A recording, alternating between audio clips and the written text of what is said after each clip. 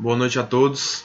Iniciamos agora a quarta aula de parte geral de Direito Penal. Nós vamos ingressar agora num tema muito relevante.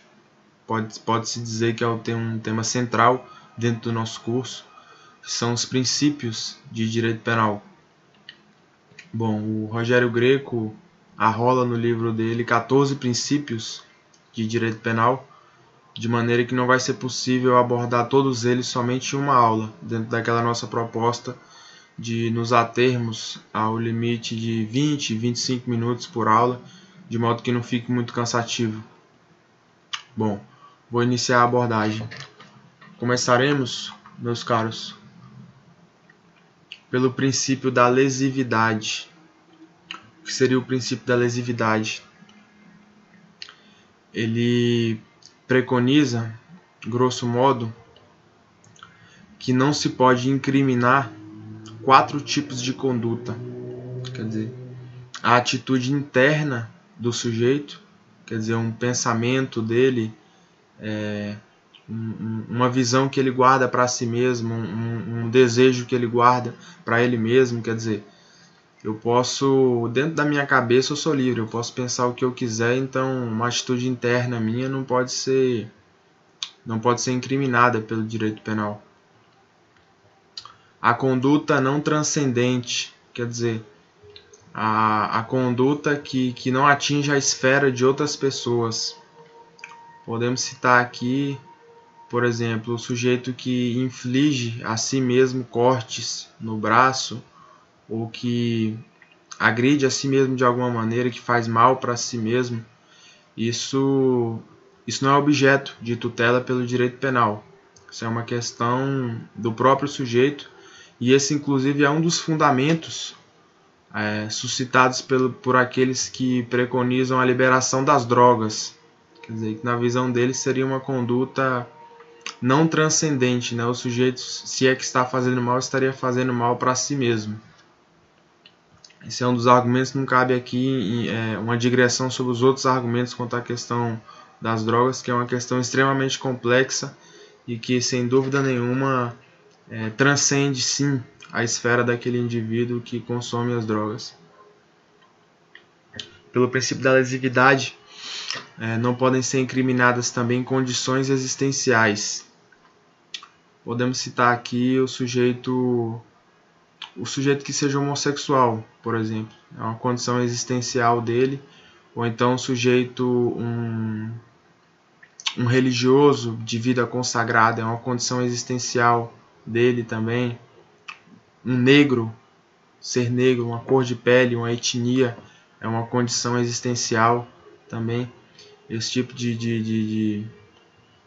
essa condição também escapa à tutela do direito penal e não pode ser incriminada, sob pena de ofensa ao princípio da lesividade. As condutas desviadas não lesivas.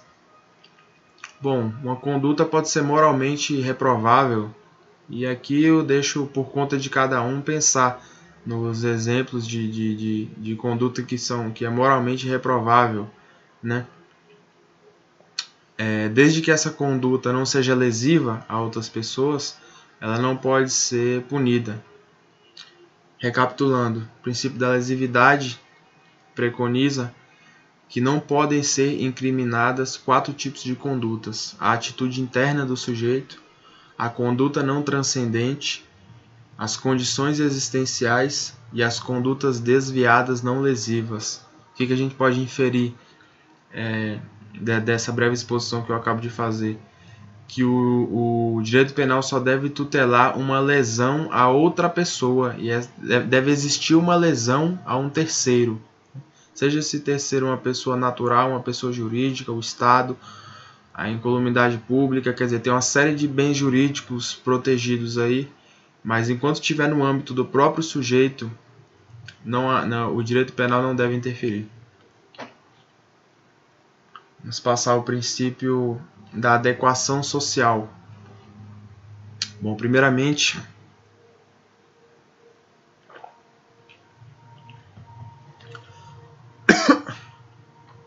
cabe salientar que o princípio da adequação social ele é direcionado ao legislador. e não ao aplicador do direito, quer dizer, ao julgador.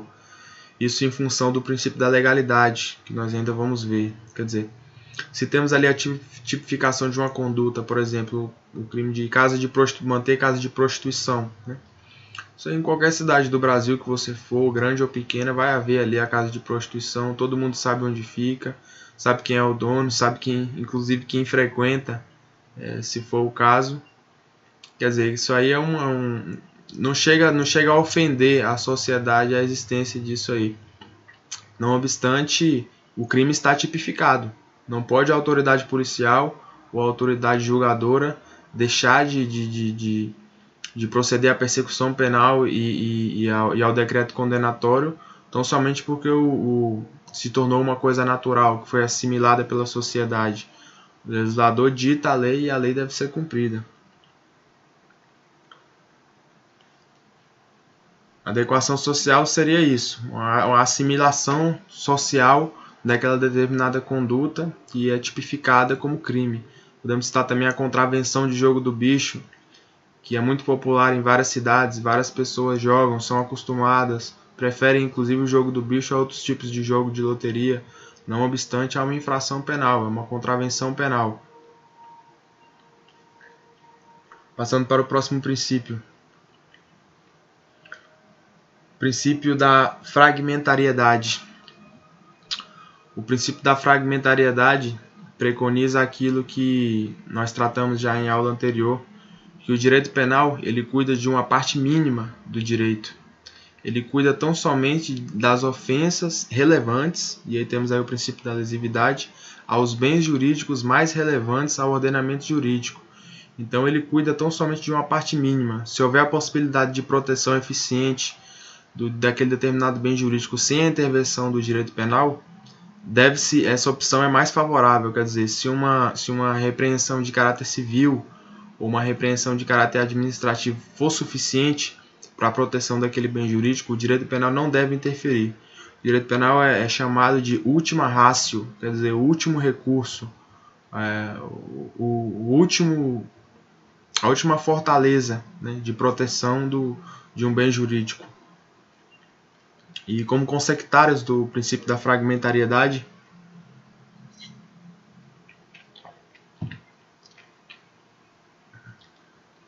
nós temos o princípio da intervenção mínima, que eu ainda vou abordar, o princípio da lesividade, nós acabamos de ver, e o princípio da adequação social ou inadequação social, né, que nós também acabamos de ver. Então, vou passar agora, meus caros, a uma análise um pouco mais complexa. Eu acredito que a aula eu não vá conseguir ir além desse princípio, que é a análise do princípio da insignificância. Eu vou ter que entrar em alguns aspectos aqui que vão ser abordados com mais profundidade mais para frente no curso, como o conceito trifásico de crime, os conceitos de ilicitude e etc. Mas vocês guardem essas anotações que eu vou, sobre o princípio da insignificância com base na exposição que eu vou fazer agora. E lá na frente vocês voltem a essas anotações e vocês vão ter um entendimento melhor.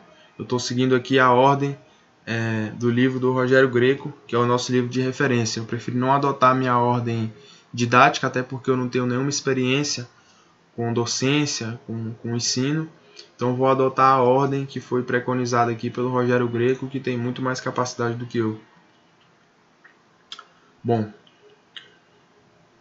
para análise do princípio da insignificância, nós temos que fazer uma breve digressão aqui sobre o conceito de crime, abordando diretamente o conceito de crime que é subscrito pelo direito pátrio, que é o conceito trifásico. Dentro desse conceito trifásico, cabe anotar aqui subscrito, vou fazer uma pequena retratação aqui, subscrito pela doutrina majoritária e pelos tribunais. Tá? Não é unânime essa divisão trifásica do crime, mas é com ela que nós vamos trabalhar neste momento. O crime seria dividido em três elementos. Seria o fato típico, ilícito e culpável. Eu vou deixar de analisar neste momento a ilicitude e a culpabilidade por questões de tempo e fazer uma análise breve aqui do fato típico, que é onde vai incidir o princípio da insignificância. O fato típico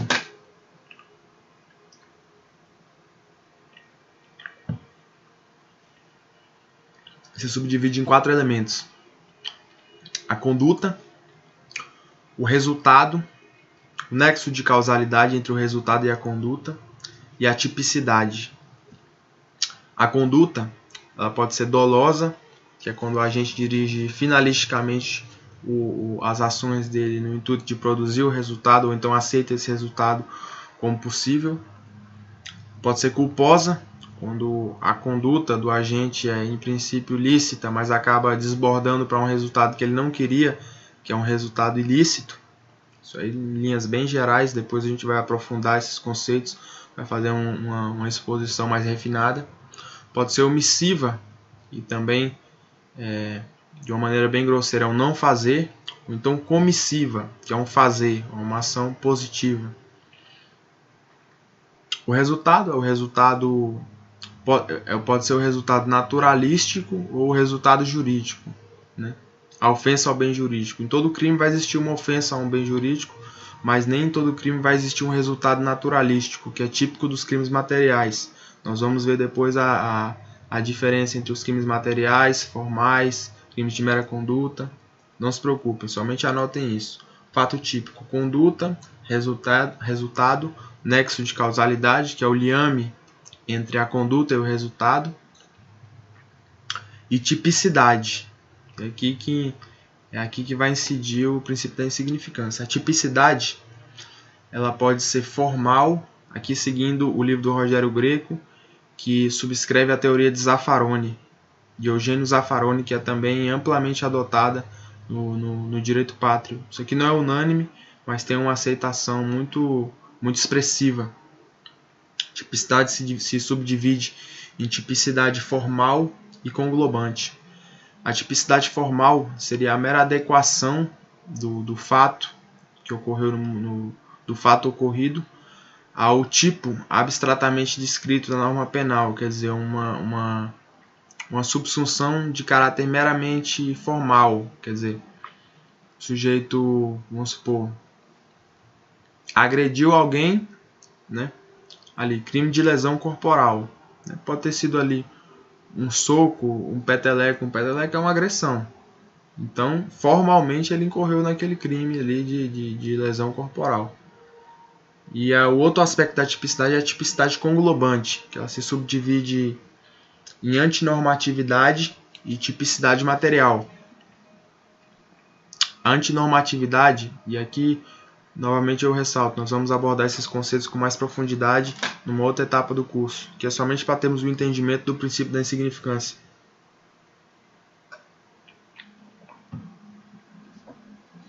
A antinormatividade seria o não fomento pelo próprio ordenamento jurídico daquela conduta. Quer dizer, a conduta não pode ser fomentada e proibida ao mesmo tempo. Guardem somente isso, depois nós faremos uma análise mais pormenorizada. E o outro aspecto da tipicidade conglobante é a tipicidade material, que é a efetiva ofensa ao bem jurídico tutelado. Ali, voltando ao exemplo, quer dizer, um peteleco, poxa, é uma agressão, mas é uma agressão tão mínima, ela não chega a promover uma ofensa ao bem jurídico tutelado pelo crime de lesão corporal, que é a integridade física do sujeito. Há que haver pelo menos ali uma agressão que de fato ofenda ao bem jurídico, quer dizer, um soco, né, um chute ali, alguma coisa que machuque, né, que ofenda a integridade jurídica de fato, numa perspectiva material, substantiva. E esse é o eixo do princípio da insignificância, né? Essa razoabilidade, né? Esse bom senso, né? na aferição ali da conduta.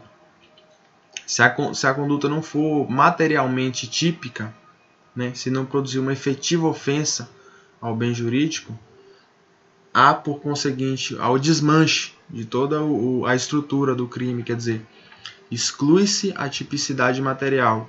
A tipicidade material é um pilar da tipicidade conglobante, que é um pilar da tipicidade, que é um pilar do fato típico, que é um pilar do crime.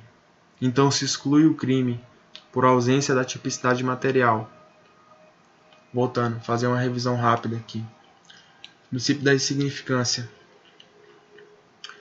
Temos que ter por base o conceito trifásico de crime: fato típico, ilícito, culpável. Fato típico, conduta, resultado, nexo de causalidade e tipicidade. Tipicidade formal e conglobante. Tipicidade conglobante, antinormatividade e tipicidade material, que é efetiva ofensa ao bem jurídico tutelado. E é exatamente nesse aspecto que vai incidir o princípio da insignificância, na exclusão da tipicidade material.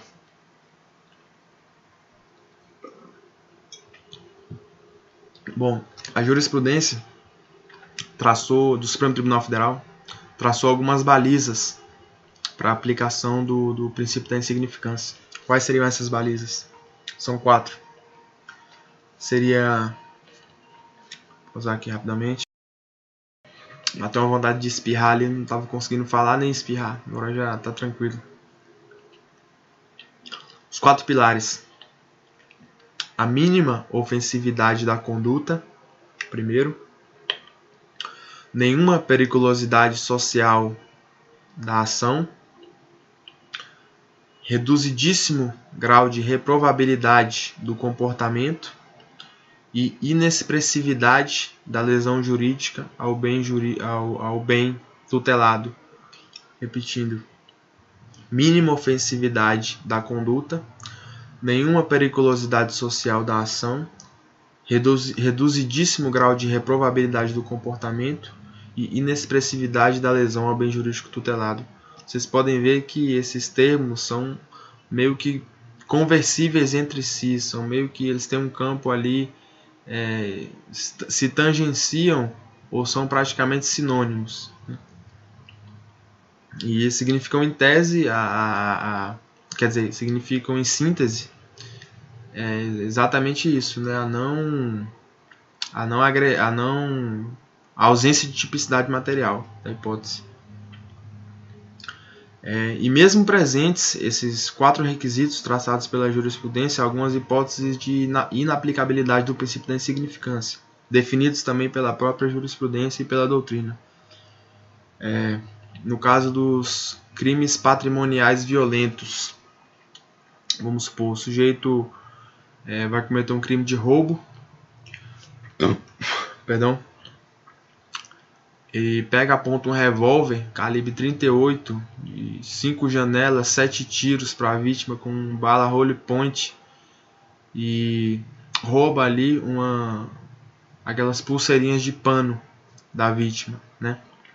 Quer dizer, ele roubou um bem completamente insignificante, sem valor, mas no entanto a ameaça que ele impôs, o perigo ali à vida, isso não é de maneira nenhuma insignificante.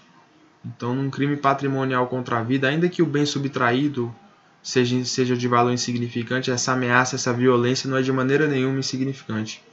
Então, não há possibilidade de aplicação do princípio da insignificância, justamente pela periculosidade social da ação, a reprovabilidade da conduta, né? Ali podemos visitar esses pilares jurisprudenciais no intuito de jogar o fato na superfície de contraste dessas balizas jurisprudenciais, e aí fazemos o exame para ver se é aplicável ou não o princípio da insignificância. No que toca ao crime do artigo 28 da Lei 11.343 de 2006, que é a Lei de Drogas, o crime do artigo 28 é o crime de portar, né, drogas ali para consumo próprio. Há uma grande polêmica, há uma grande controvérsia aí, tanto no âmbito da doutrina quanto da jurisprudência, se o sujeito portando ali, vamos supor, um pequeno cigarro de maconha, se a conduta dele seria materialmente típica, né? Prevalece ainda que a conduta é materialmente típica. O sujeito pode estar com um pequeno cigarro de maconha ali, vai ser enquadrado no crime pelo delegado de polícia, vai ser condenado pelo juiz, e no âmbito do Supremo ainda prevalece essa posição, mas isso pode mudar.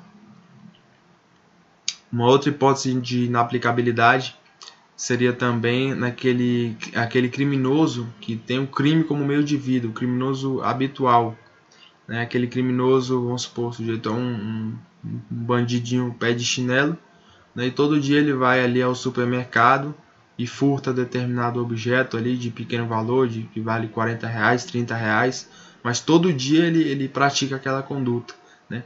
Então o Supremo Tribunal Federal também entende que nessas hipóteses o princípio da insignificância é inaplicável, porque se ele fosse aplicável ele seria um fomento para que aquele sujeito continuasse praticando esses pequenos crimes, né? E isso não é admissível, né? Fomentar essa conduta antissocial não pode ser o papel do Poder Judiciário.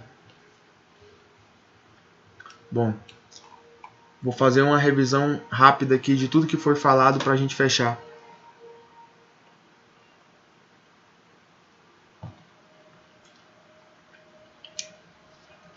Princípio da lesividade. Proibir a incriminação de atitude interna, conduta não transcendente, condições existenciais e condutas desviadas não lesivas. Princípio da adequação social. Aquela determinada conduta típica, mas que está de acordo com a ordem social. Esse princípio se destina ao legislador, no intuito de fazer com que, se for o caso, ele revogue aquela lei penal e retire a norma do ordenamento jurídico. Não pode de maneira nenhuma ser utilizada pela autoridade policial ou pela autoridade julgadora como pretexto para a absolvição de determinado sujeito que incorra num crime que, vamos dizer, já caiu no gosto popular, né? Isso seria uma linguagem bem livre. Princípio da fragmentariedade.